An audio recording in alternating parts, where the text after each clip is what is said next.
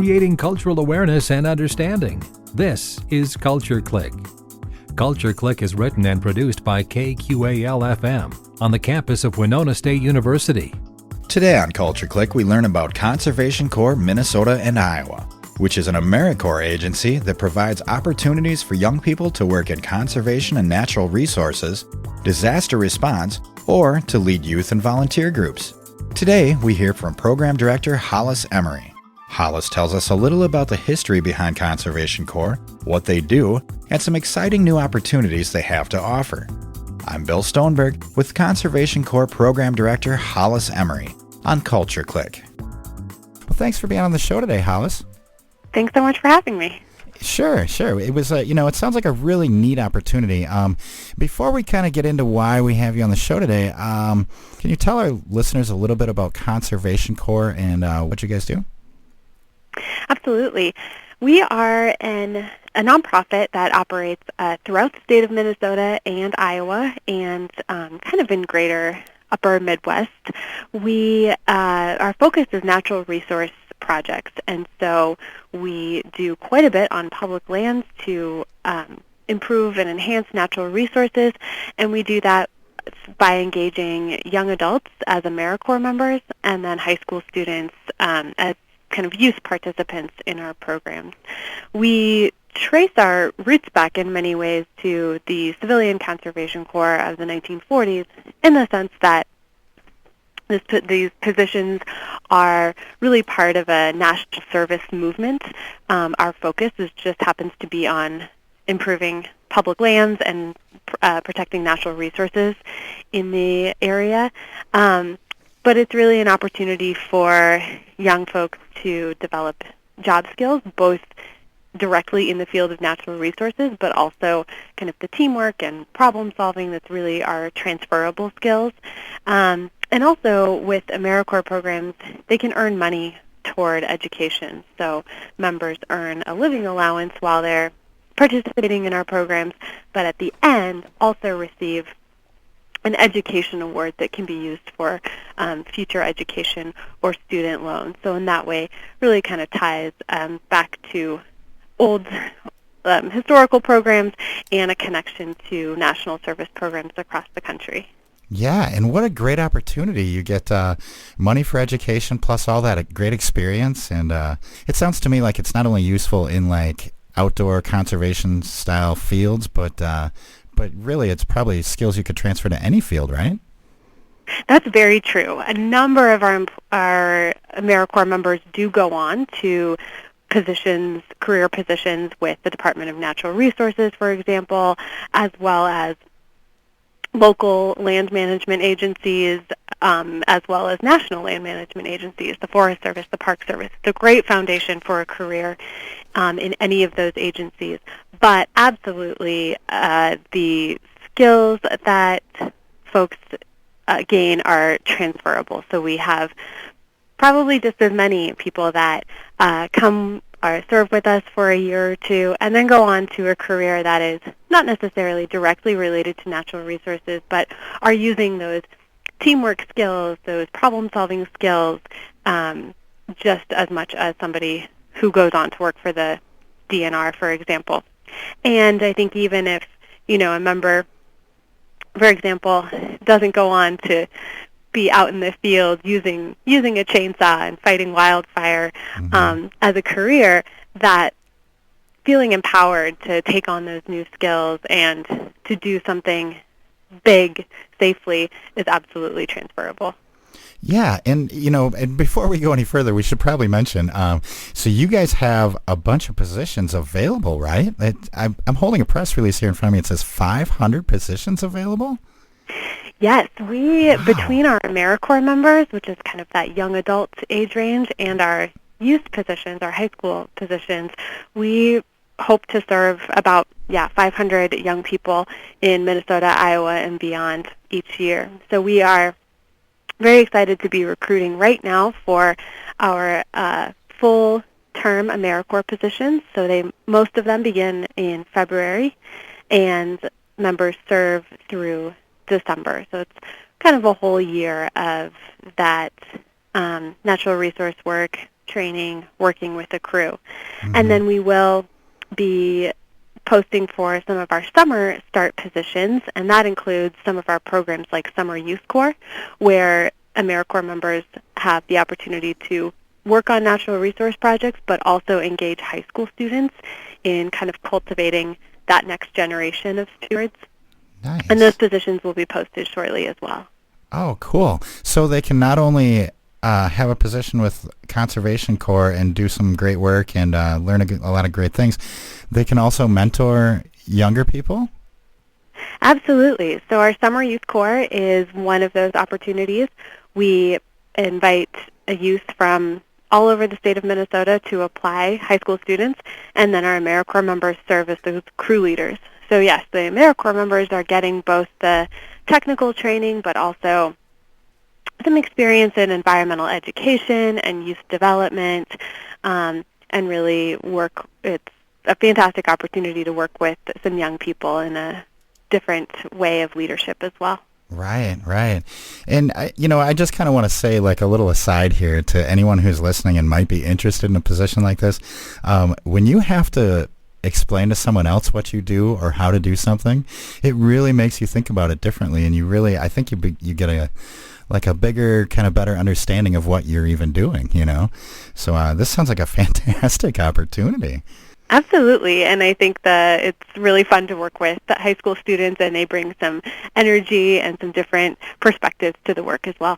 Right, right. And that's the thing. You always learn from, if you're trying to show someone something, you always learn back from that, Who is this best suited for, you think? Like, what kind of person, what kind of goals, what kind of field they might be interested in? I think one of my favorite things about working for Conservation Corps, and specifically speaking about our opportunities, is that I really think there's kind of something for everyone. Okay. When we talk about our AmeriCorps positions that we are actively recruiting for right now, we are looking for kind of the age range of 18 to 25. That's just typical of kind of youth corps like ours. But we are really excited to welcome people with a variety of background and experience. So I would say we can be a great fit for maybe somebody who's graduated from college who has some interest in natural resources in the environmental field and is just really looking for some of that hands-on experience. We can be an equally great fit for somebody who's just graduated from high school and who is kind of exploring different options, to somebody who perhaps studied something completely different from natural resources, but really wants to engage with their local community, kind of participate in national service, and try something new and fun. So we are really looking for applicants who want to show up, work well with their teammates, kind of do their best, and we, in terms of the technical training, that's all things that we provide. Okay. And then, where are the positions located? Do you have to be from or live in Minnesota or Iowa to do this, or could you come from somewhere else? You can absolutely come from somewhere else. With this being an AmeriCorps position, we sort of do have that connection to national service, so we do have members who come from far and wide across the United States. That said, locally we have positions in Mankato and Rochester, and so it's also a great way to, if you're not necessarily looking to move right now, we probably have something in your area. We have crews based throughout Minnesota and Iowa, so there's probably something, relatively close to a lot of people. And then, of course, if listeners are looking for a chance to experience a new part of the state, that's an option too. Yeah, and then, so if they were to do that and they're not from the immediate area that they're going to be working in, is there housing provided, anything like that, or do they need to figure that out? For the most part, housing is not provided directly. There are Okay. a couple of crews, and you can see some information on our website where we are able to offer that, but not with all of our crews. That said, all members they are paid for this, so they do receive a living allowance, and we work really closely with members to help them navigate that move. So many of us on staff actually have been AmeriCorps members with this program ourselves that we are familiar with kind of what it takes to pick up and move for this kind of service opportunity. And so we work with people to connect them with resources locally, with other members, to help with that transition. Okay. So then if someone out there is listening and they're interested, where's the best place they can start to start the application process? I would highly encourage people to start at our website, www.conservationcorps.org, and you'll see right up front our open positions, as well as a great new video that kind of highlights all of our programs and the different reasons that people serve with the Conservation Corps. And you can find kind of information about recent projects, blog posts from current members to kind of get a feeling of a day in the life. Okay. And then I just want to let everyone know out there, we're talking to Hollis Emery. She is the Program Director and Youth and Individual Placement Program Director for the Conservation Corps, Minnesota and Iowa. Hollis, I was just kind of curious, how long have you been with Conservation Corps and how did you get your start with them? Sure. I have been on staff with the Conservation Corps for just over 6 years. I really got my start with the organization back in 2010. I was an AmeriCorps member with our field crew program, and I was based in northeast Minnesota, actually. I had an opportunity to serve as a crew leader, and I fell into the category of somebody who had not particularly was on a natural resource career track at the time, but I was really interested in doing this. I had this opportunity, and it absolutely shaped my career. After being an AmeriCorps member, I was able to work with some other conservation corps, kind of continue on in natural resources, and then found my way back to a staff position. Okay, cool. So, and I just want to mention to people out there, it says typical projects here, and there's a list of stuff you guys do, and it's just amazing to me, like the different types of things. There's GPS mapping, wildlife surveys, to environmental education, trail construction, carpentry. And some of it, not all of it is outdoors, right? Some of it is just, there are other programs too, right? Sure. A lot of our project work does take place in the outdoors. With our individual placement program, more of those opportunities tend to be a little bit more indoor-based in terms of maybe facilitating environmental education or creating maps for different agencies. But I would say, the majority of it takes place outdoors, but there is a wide variety for sure in terms of the different types of project work we do. Right. So there's something for everyone. And why do you think that it's so important to help young people become more connected with the environment and in these programs that you guys do? I think as we look to the future and long-term stewardship of our outdoor resources, the connection that you gain from spending a summer outdoors, working in the woods, on the trails, that kind of connection, I think, really inspires and influences that longer-term stewardship. So I think it's great for that perspective. And then for individuals, I think there's really nothing quite like it, just that feeling of kind of accomplishment on a daily basis, working really hard, getting dirty, seeing the actual results of your work just can be really impactful, again, whether or not it leads to a career in natural resources or not.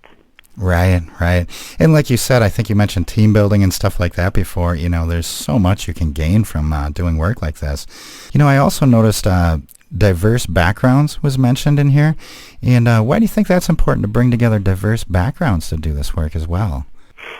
Again, I think these, when we think about public lands, they're really shared resources, and as many perspectives we can get on how to use, how to manage, how to protect those resources, the better, and the more we cultivate kind of stewardship and really get diverse leadership in the management and protection of our environmental resources and our outdoor recreation resources, the better. Yeah, I agree. I agree wholeheartedly. And like I mentioned before, I'm looking at this list of projects, and there's so many different things. Do you have any favorites or maybe some interesting projects that you guys do that people might not usually connect with you, or something that might be of interest to people out there? Sure. Something that comes to mind sort of locally for listeners is our southern Minnesota district does quite a bit of prescribed burning as habitat management, and I think those skills and what crew members learn from that experience is really impactful, as it's impactful for restoration.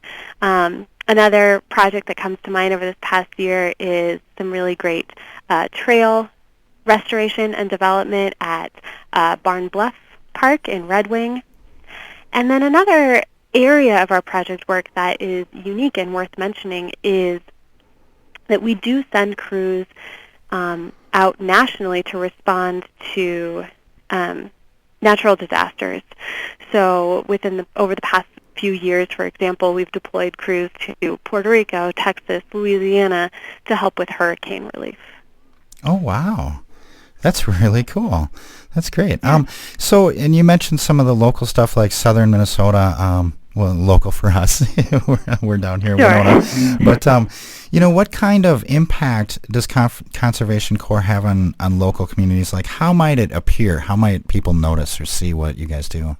One major way, when I mentioned the trail project, I think really throughout Minnesota and Iowa, if you are hiking on a trail, certainly in state parks, there's a good chance that at some point over the years, Conservation Corps crews have been involved in that trail's either development or upkeep. We do quite a bit of work with invasive species, so we do a lot of buckthorn management, for example, and those efforts, once you start looking for them, I think you can really see the impact of invasive species management, but it really just helps keep those ecosystems healthy and diverse. Great. Sounds good. Okay, well, I've been here talking to Hollis Emery. She's the Program Director and the Youth and Individual Placement Program Director for Conservation Corps Minnesota and Iowa. They are looking for people to fill about 500 positions. So so if you're interested, go to their website. It's conservationcorps.org/apply. And you can find out a lot more information there about the work they do. It's really good stuff. Thanks so much for joining us on the show today, Hollis. Oh, thank you so much for having me. I really appreciate the time. Yeah, well, maybe we can have you back again sometime. I think this work is great work that you guys do, and hopefully we get some people to apply and get to experience these great opportunities. That would be wonderful. It's a really great opportunity. Thanks again to Hollis Emery, Program Director with Conservation Corps Minnesota and Iowa, for joining us today on Culture Clique. To learn more about or to apply for opportunities Conservation Corps has to offer, just go to conservationcorps.org/apply. To keep up on all things Winona and the surrounding area, tune into Culture Clique Thursdays at 12:30 right here on 89.5 KQAL. I'm Bill Stoneberg, and we've just heard from Conservation Corps Program Director Hollis Emery on Culture Clique. Creating cultural awareness and understanding. You've been listening to Culture Clique. Support for Culture Clique is made possible by the Minnesota Arts and Cultural Heritage Fund. Culture Clique is produced by KQAL-FM on the campus of Winona State University. For more information, look us up on the web at kqal.org. And thanks for listening to Culture Clique. Are you interested in all things Winona and the surrounding area? Find podcasts of Culture Clique and all your favorite KQAL shows at kqal.org. Culture Clique is made possible by a grant from the Minnesota Arts and Cultural Heritage Fund.